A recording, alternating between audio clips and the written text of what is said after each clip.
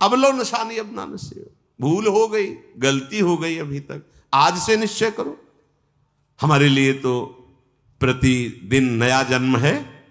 आज हमारा नया जन्म समझो, सत्संग सुना तो सत्संग में हमारे नए जन्म का प्रादुर्भाव हुआ। अभी तक जो हमारी गंदगी थी पीछे के जन्म में हम भूल जाते हैं। आज से इसी क्षण से हम नया जीवन अपना बनाते हैं, अध्यात्म मार्ग का जीवन बनाते हैं और ऐसा निश्चय करते हैं जो टूटे ना। निश्चय में बहुत बड़ी सिद्धि है। देखो पिंगला जी का जैसे बताया, तैसे भागवत में एकादश स्कंद में तितिक्ष ब्राह्मण का देखो, गृहस्थी में रहते थे, लड़के बच्चे थे, खूब धन कमाया और बड़े ही कंजूस स्वभाव के थे, न परिवार को भोगने देते थे न स्वयं भोगते थे। अब कुछ ऐसी विपरीत परिस्थिति आई, सब दिन होत न एक समान, राजदंड उन पे लागू हुआ तो काफी अर्थ तो टैक्स में चला गया।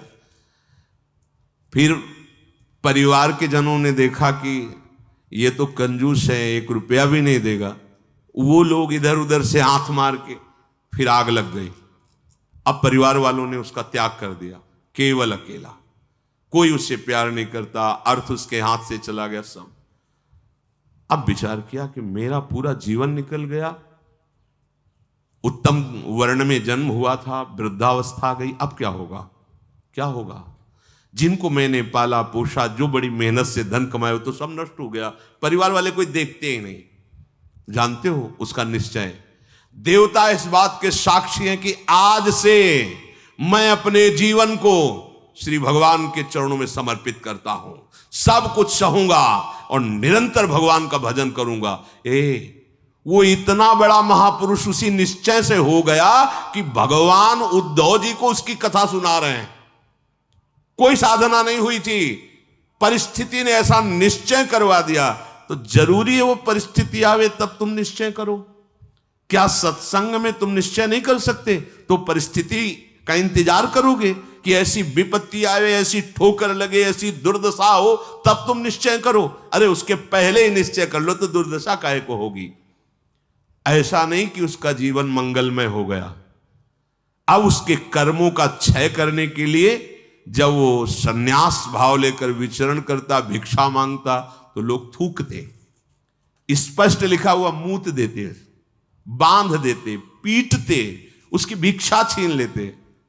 पर वो अंदर अंदर विचार करता, नहीं, किसी का दोष नहीं है इसमें, इसमें किसी का दोष नहीं। तो ये कर्म का है, ये कर्म का प्रभाव तो शरीर पर पड़ेगा। ये मुझे दुख क्यों हो रहा है? बहुत बहुत सुंदर मतलब चिंतन उनका बना।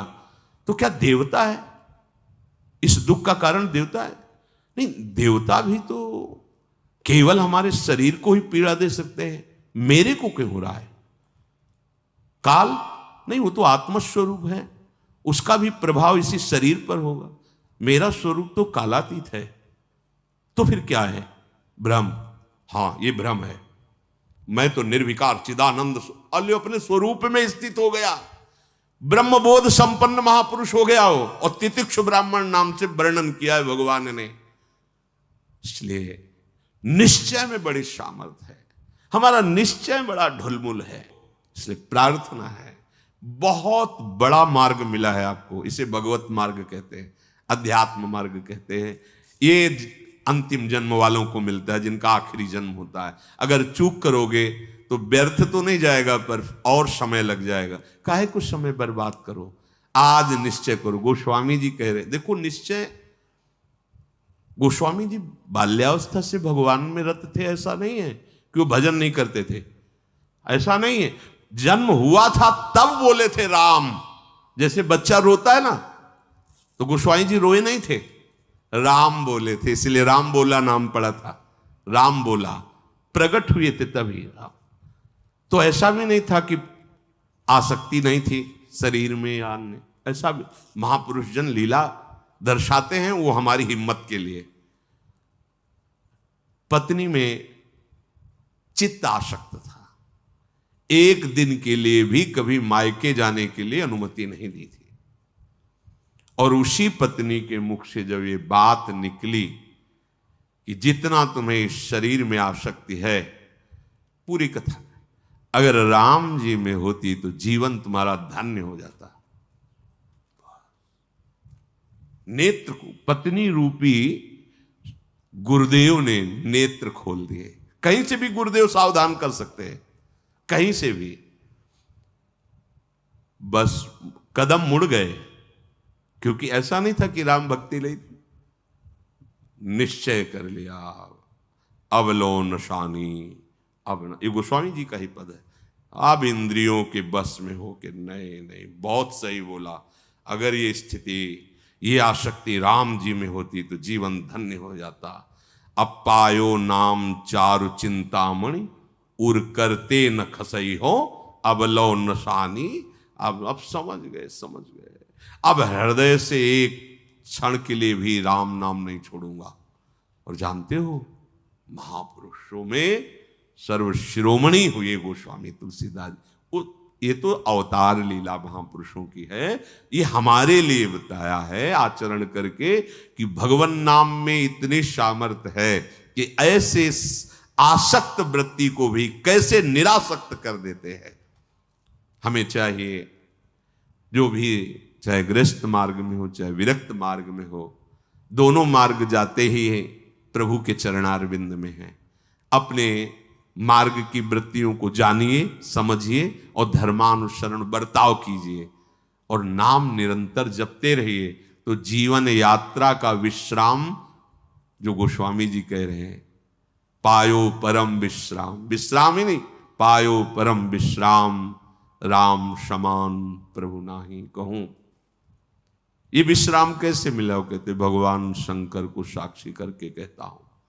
अगर थोड़ा भी मिथ्या हो तो हमारी जीभ गल जाए, मेरा जो कुछ भी बना राम, ये दो अक्षर मेरे माई बाप हैं, इन्होंने ही हमें, बस आप हृदय की बात महापुरुषों की, ये दो अक्षर राधा, यही देख लेना आप। चलो देखो,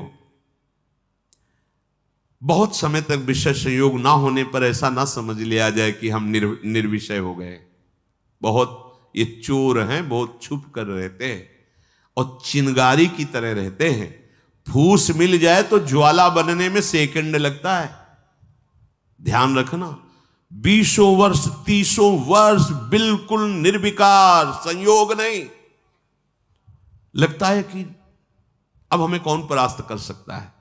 चिंगारी है, फूस मिला ज्वाला बन जाएगी, जिसे नारद जी ने कहा तरंगवत, और संयोग बना तो समुद्रवत, डूब जाओगे, निकलना मुश्किल हो जाएगा। जब तक भगवत साक्षात्कार ना हो जाए, जब तक आपको अपने शरीर का अहम स्मरण करता भोक्ता भाव है, तो ईमानदारी से सावधानी पूर्वक अपने धर्म का पालन करते हुए प्रिया प्रीतम का निरंतर स्मरण, यही हमारे जीवन का परम लक्ष्य होगा। इसी से हमें परमानंद की प्राप्ति होगी। जिस समय हम ये सोचते हैं कि अब हमें कोई भी धर्म विरुद्ध आचरण नहीं, एक आनंद की वृत्ति आती है। देखना, और जिस समय हम सोचते हैं गलत ढंग से विषय सेवन, उसी समय जलन पैदा हो जाती। जिसके सोचने में जलन पैदा होगी, उसका परिणाम क्या होगा? क्या होगा आप विचार करो। जिसके सोचने में हमारे जलन हो रही, तो उसका परिणाम तो ज्वाला होगा। धर्म से चलो। चक्रवर्ती सम्राट महाराज अम्बरीश जी चक्रवर्ती सम्राट होते हुए भक्तों के शिरोमणि हुए। आप क्या भगवत आनंद प्राप्त नहीं कर सकते गृहस्थ में रहकर? ये उद्दंड लोगों की बातें नहीं सुननी चाहिए। जैसे आप, अरे ये तो बाबा जियों के लिए है, सन्यासियों के लिए, हमारे लिए थोड़ी नहीं। भाई, मनुष्य जन्म सबको भगवत प्राप्ति के लिए, भगवदानंद में। देखो, आपके अच्छे आचरण हो, आप जितेंद्री हो, आप नाम जप कर रहे हो, आप कोई नशा नहीं करते, सबकी सेवा का भाव है, तो राम राज्य नहीं हो गया? सब आनंदित रहेंगे, सब प्रसन्न रहेंगे, सबका हृदय सत्य और धर्म से युक्त रहेगा। यही तो आनंद का स्वरूप है। जब आप शास्त्र और सत्संग स्वीकार नहीं करते तो आपके अंदर आसुरी वृत्ति बढ़ती, राक्षसी वृत्ति, और फिर देखो अपने को दुखी, अपने परिवार को दुखी, अपने नगर को दुखी, अपने देश को कलंकित, क्या क्या नहीं करवा देती है राक्षसी बुद्धि। इसलिए भाई, ये सत्संग गृहस्थ विरक्त जो भी जहां भी है सबके मंगल के लिए